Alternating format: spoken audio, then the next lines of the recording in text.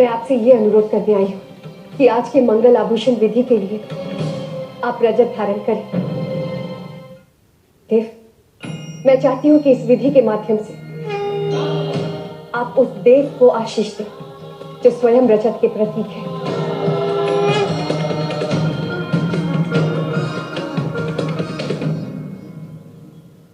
चंद्रदेव,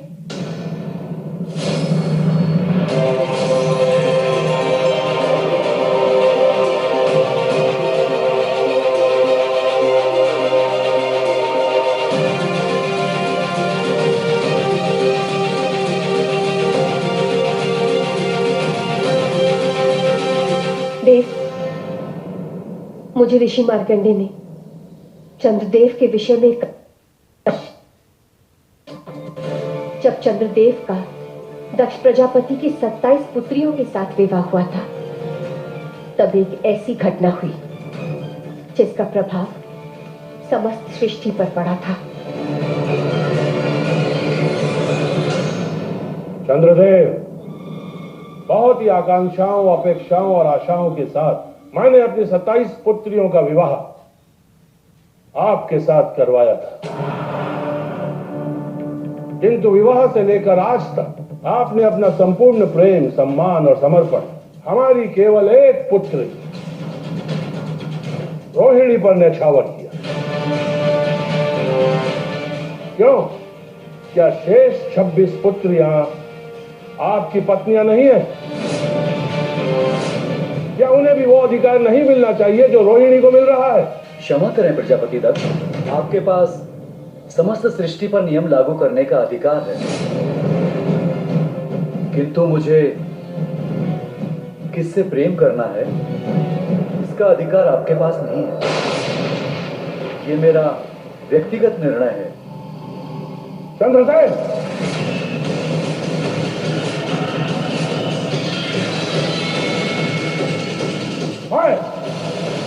प्रजापति दत्त तुम्हें श्राप देता हूं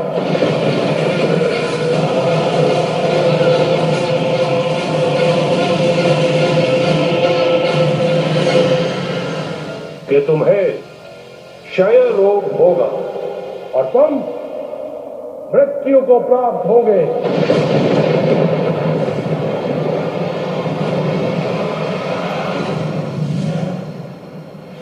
चक्रतांडवं सुरज्ज्वल दिवाकरं कोटिवन्दितावनं विभुं अखण्ड विक्रमम्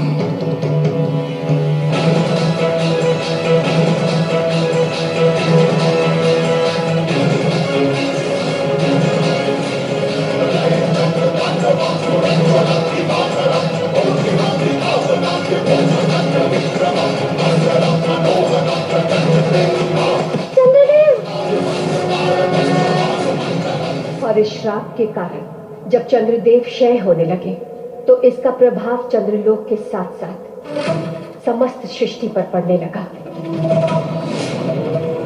पृथ्वी पर सागर की जिन उन्मुख लहरों को चंद्रदेव नियंत्रित करते थे, वो प्रलय मचाने लगी।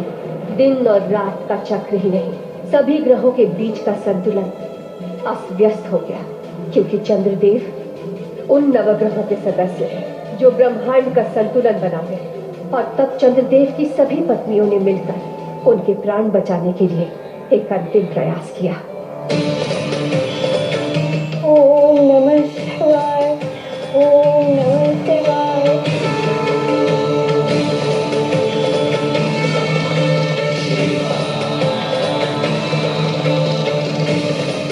प्रभु,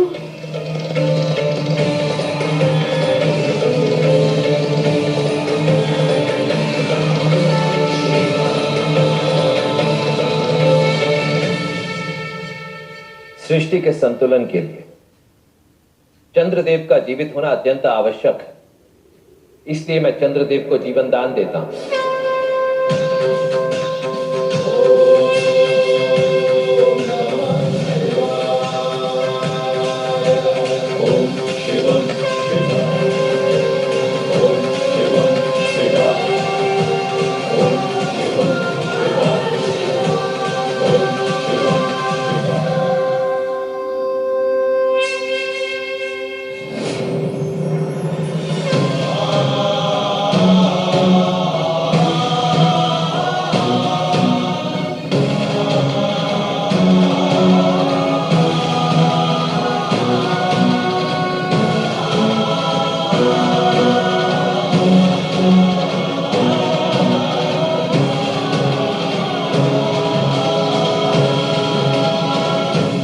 बहुत बहुत धन्यवाद प्रभु।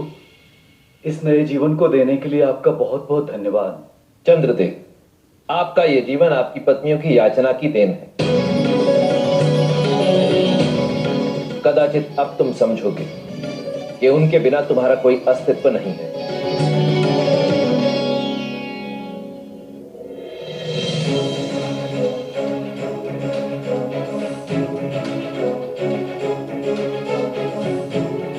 मुझसे बहुत बड़ी भूल हो गई।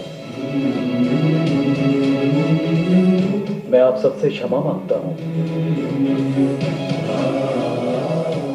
मैं वचन देता हूं कि मैं आज से अपनी पति धर्म का पूरी निष्ठा के साथ निर्वहन करूंगा और आपको कभी भी किसी तरह से उपेक्षा का अनुभव नहीं होने दूंगा। धन्यवाद चंद्रदेव।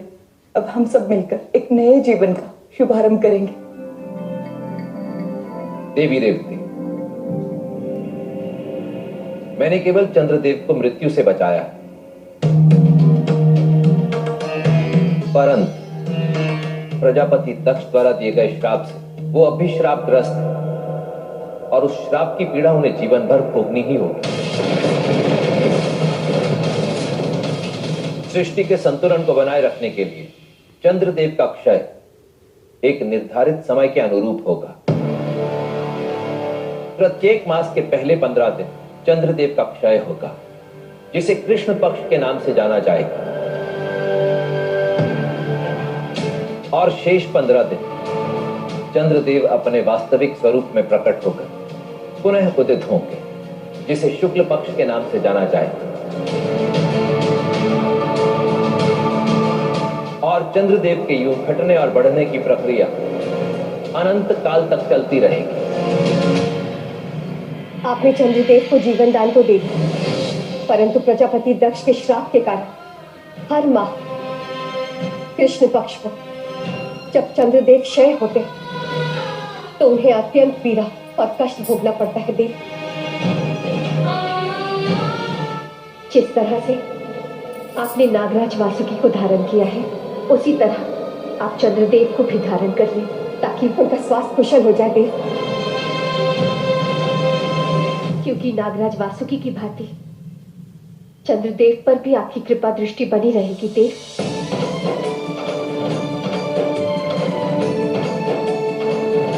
इसीलिए मेरी ये इच्छा है देव कि हमारी मंगल आभूषण विधि के लिए आप साक्षात चंद्रदेव को आभूषण के रूप में धारण करें।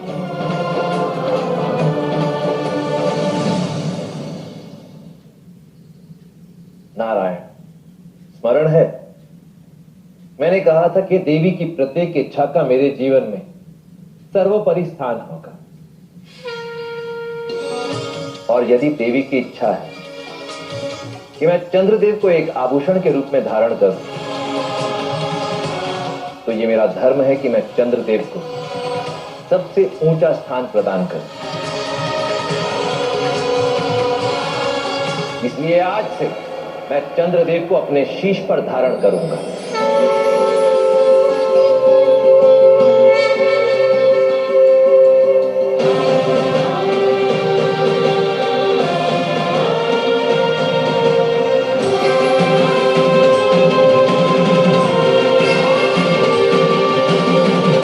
धन्यवाद देवी।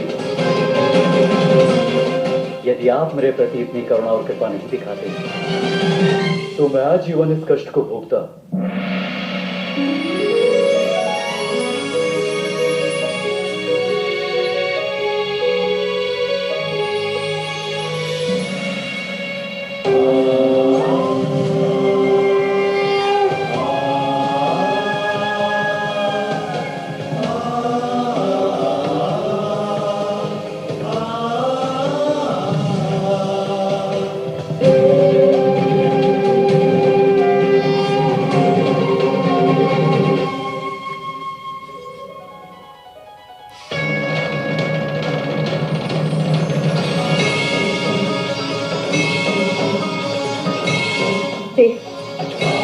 आपके शीश पर सुसज्जित होकर चंद्रदेव का तेज और उनकी आभा और दिव्य हो गई, जिनके शिखर पर स्वयं चंद्र विराजमान है। उन्हें संसार चंद्रशेखर के नाम से पुकारेगा।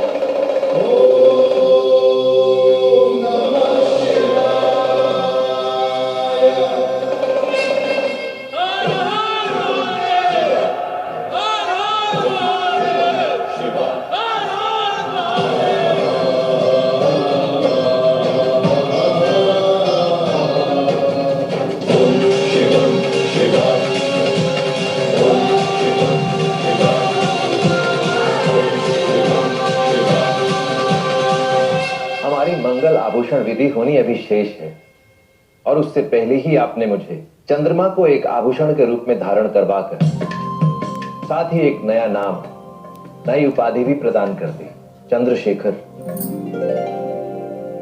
तो मैं भी आज आपको एक नया नाम, नई उपाधि देता हूं।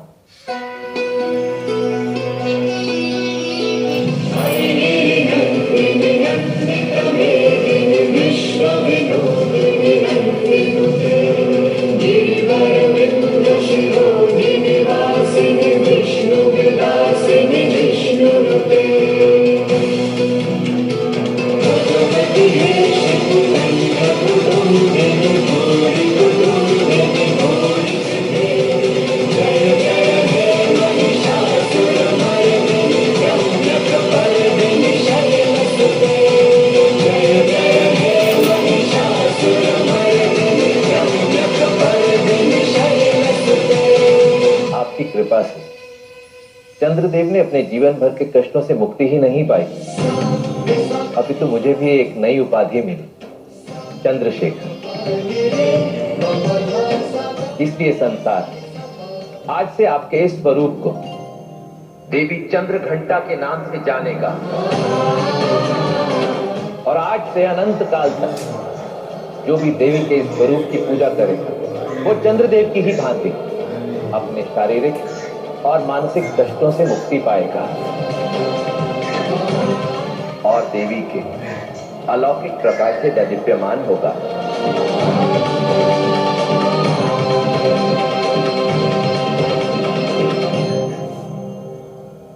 देवी चंद्रघंटा की, चंद्रशेखर महादेव की।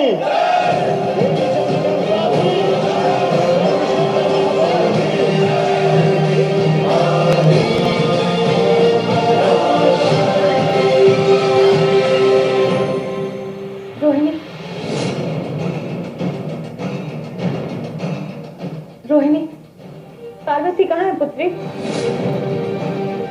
तुमने तो मुझे कहा था कि पार्वती रेवती के साथ है, तो वो यहाँ क्यों नहीं है? देखो रोहिणी, बारात किसी भी क्षण आती ही होगी। बताओ कहाँ है पार्वती? बताओ, मैं यहाँ हूँ माँ। पार्वती पुत्री,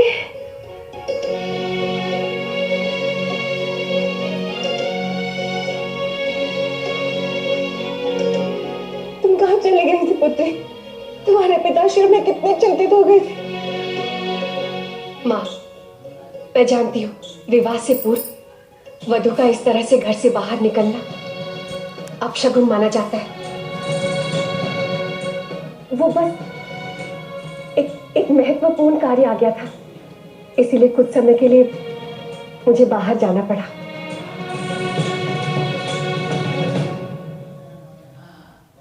पुत्री पार्वती, तुम्हारी मां ने तुम्हारे मंगल आभूषण विधि के लिए देवी लक्ष्मी के द्वारा ये रजत और स्वर्ण के आभूषण बनाए हैं।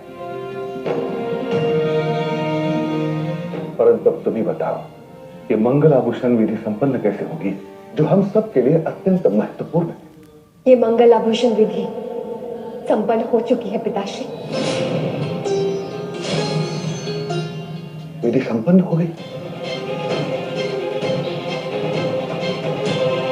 हाँ, मैंने और महादेव ने एक दूसरे की सहमति से एक ही प्रकार का आभूषण धारण कर लिया है। कौन से आभूषण पुत्री?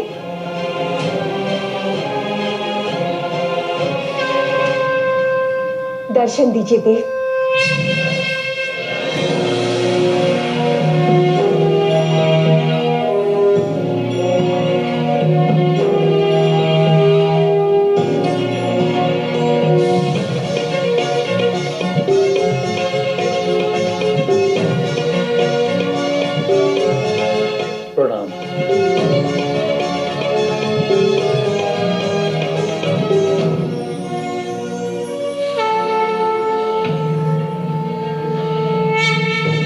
एक साधारण सी मंगल आभूषण विधि को देवी ने कितना दिव्य बना दिया। हाँ नारायण, अपनी इस एक लीला से देवी ने अपने माता पिता की इच्छा का मान भी रख लिया और इस विवाह में चंद्रदेव की उपस्थिति भी सुनिश्चित कर दी।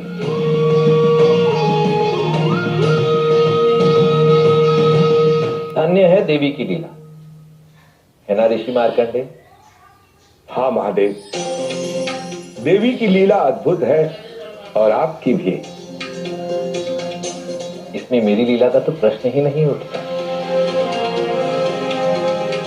मैंने तो केवल आपसे एक सरल सा प्रश्न किया। भोलेनाथ बनकर आप मेरी परीक्षा ले रहे हैं ना प्रभु, किंतु मैं आपकी लीला भली भांति जानता हूं। आपने मुझे बारात में अपने साथ रहने के लिए कहा था, क्योंकि आप ये चाहते थे कि मैं विवाह की सभी विधियों का और देवी की सभी दिव्य लीलाओं का साक्षी बनूं। आपने सत्य कहा ऋषिवर, और इसीलिए आज मैं आपको एक अत्यंत महत्वपूर्ण दायित्व सौंपने जा रहा हूं।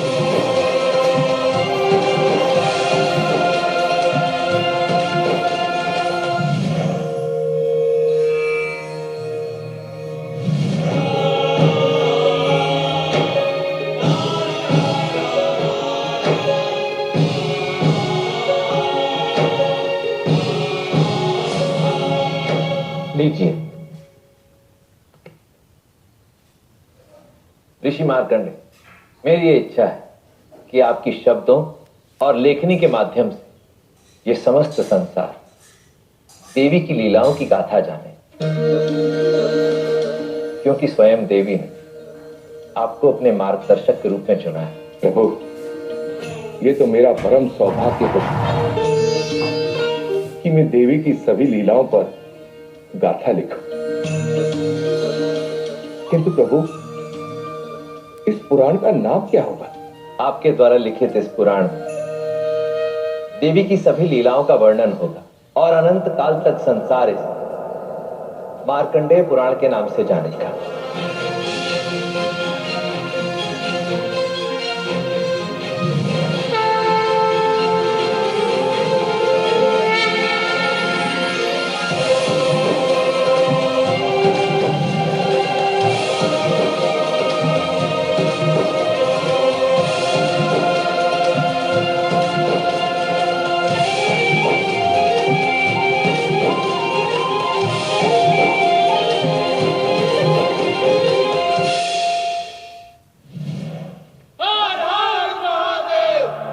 लगता है महादेव की बारात आ गई। आर्य, शीघ्र कीजिए, उनके दर्शन के लिए मेरा मन अधीर हुआ जा रहा है। पता नहीं महादेव के वास्तविक रूप को देखकर माँ की क्या प्रतिक्रिया होगी।